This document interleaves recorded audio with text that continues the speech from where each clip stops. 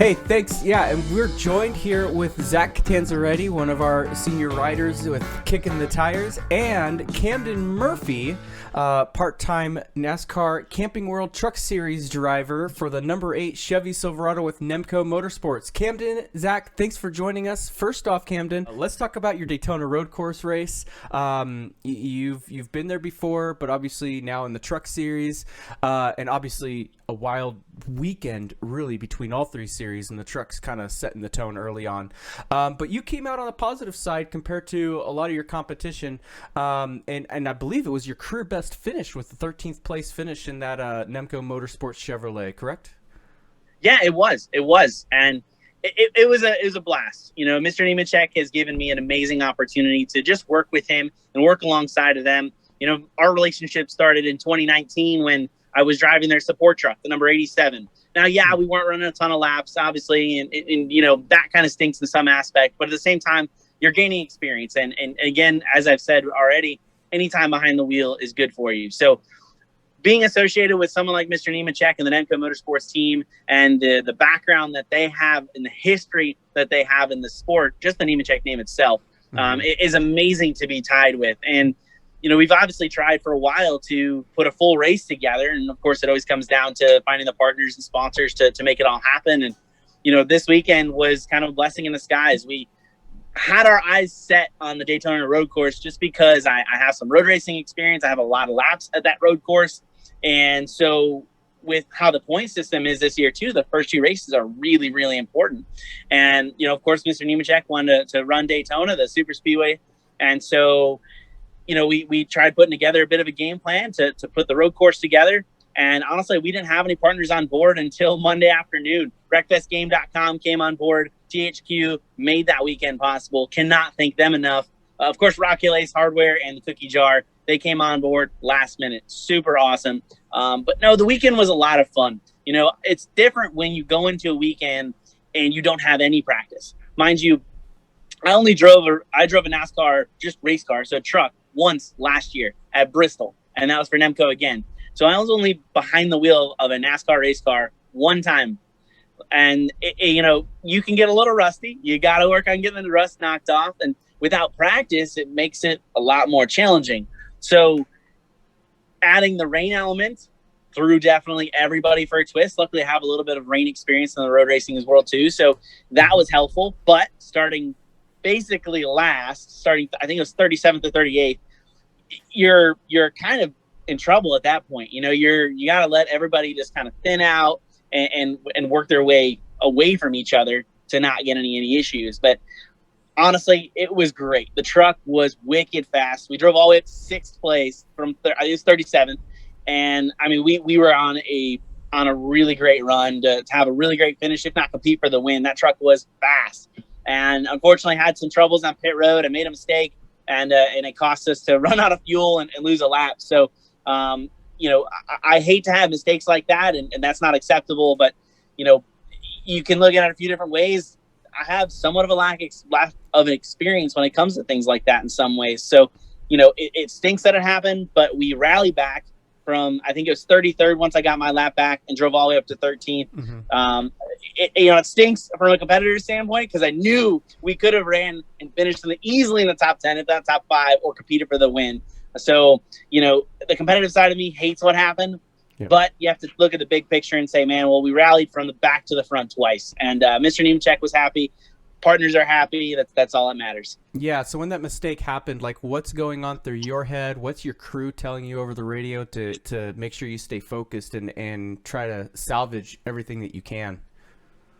Yeah, so my crew chief, Jerry Kennan, and I, we rode down to Daytona together, and we had long talks just before the weekend even started. And when you have your team has confidence in you and in your abilities and what you can do on the racetrack, even with your lack of experience, that in itself is a confidence boost. But, of course, once you put the helmet on, you know, everything's out the door in some way. You know, your competitiveness and everything just really starts to grind your gears, for lack of better terms. So when that came through, you know, when that happened, I ran out of fuel. I'm sitting there on NASCAR turn 3 and 4 and the apron. I'm just frustrated with myself. So frustrated because again, when we don't always have the partners to go to the racetrack, you have to make the best of every single opportunity that you get. And I made a mistake, and I was so incredibly frustrated with myself. I was so mad. But Jerry just said, "Hey, man, just be calm, be cool. We'll be fine." He's like, "You got this.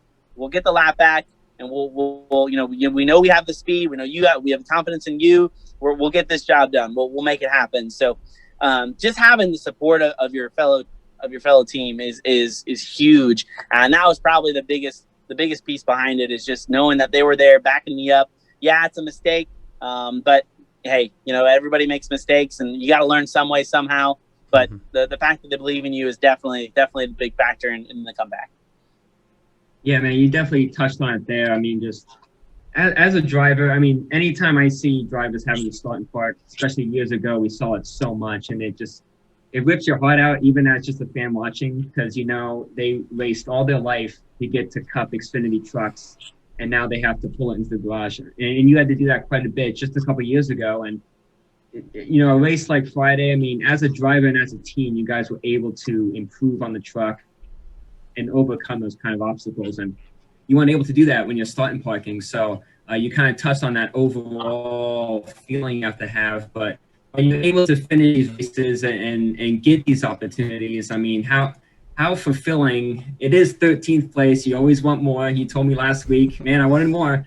But big picture, really hard to get these kind of opportunities. When you look at a big picture, like you said, you really have to think about the position that you're in. I thought about, man, 2014, I was living out of my car, sleeping floors at SS Greenlight Racing, and driving to and from all these different racetracks all across the country, just trying to meet people, build connections, build relationships. I didn't come from a racing family background. No racing whatsoever in my family. Unfortunately, of course, we didn't have the financial means either to do bigger and better things. We stayed in the short track trucks for a long time, and we never could move to late models because we just couldn't afford to it.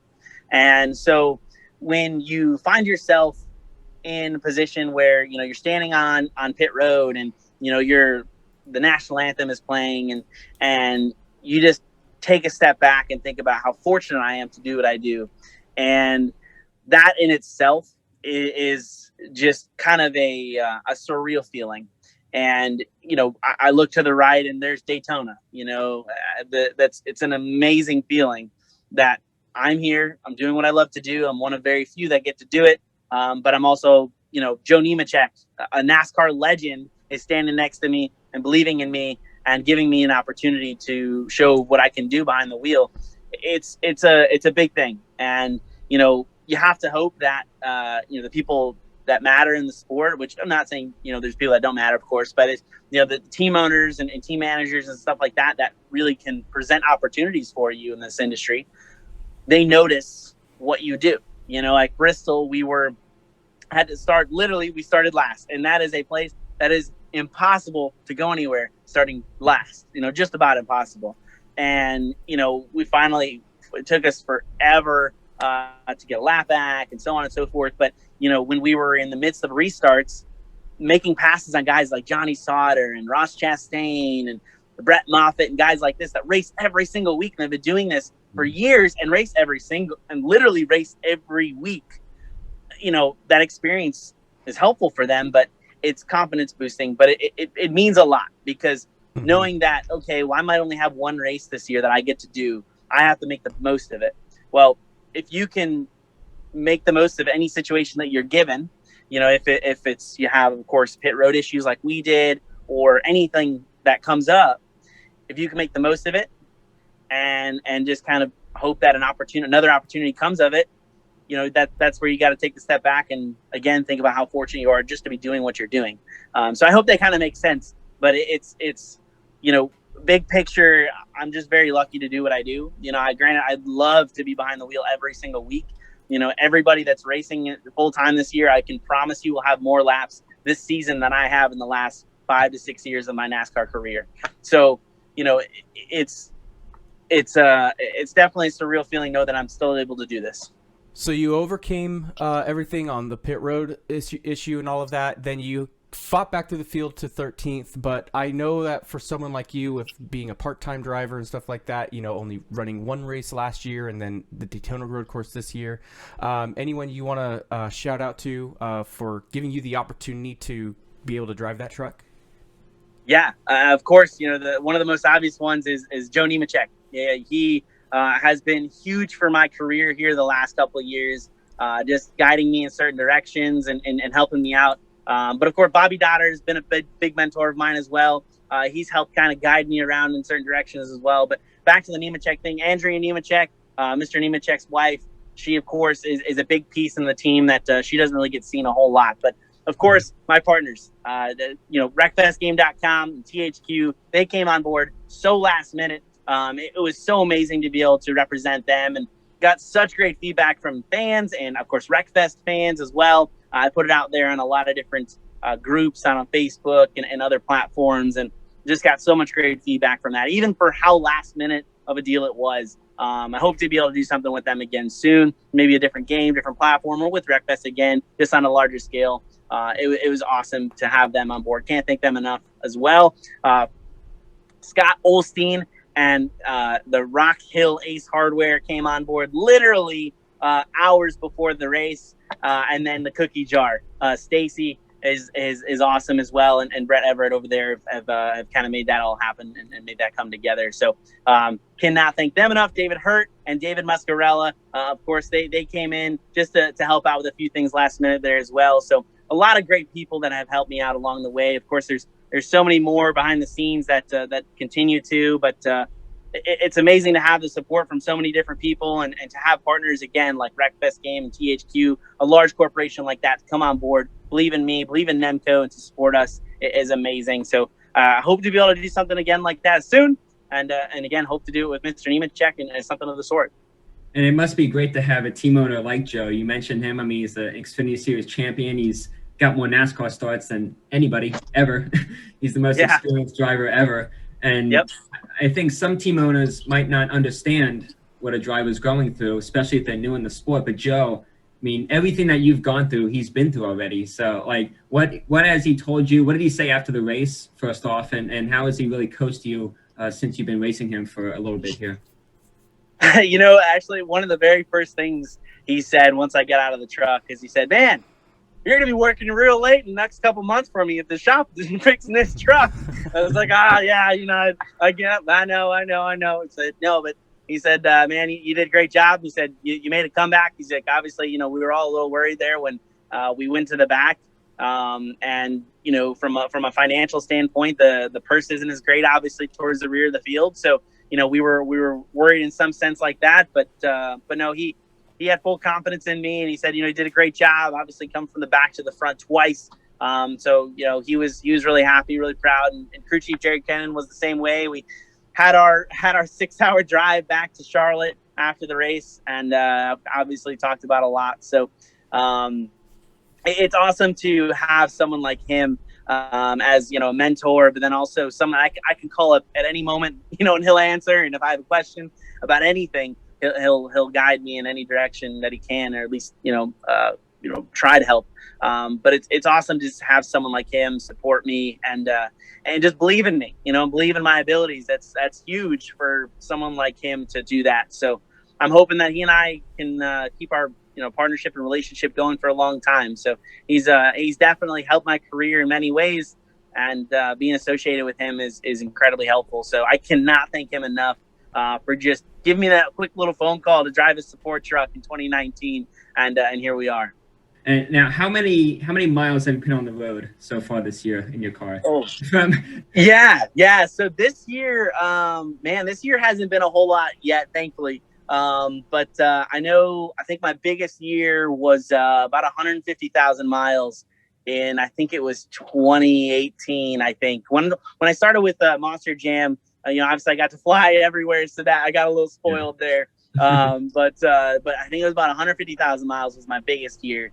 But thankfully this year, with obviously everything going on in the world, hasn't been a whole lot. So thankfully, again, haven't put a whole lot of miles on just yet, but definitely missing traveling as much as I have. So I will say that.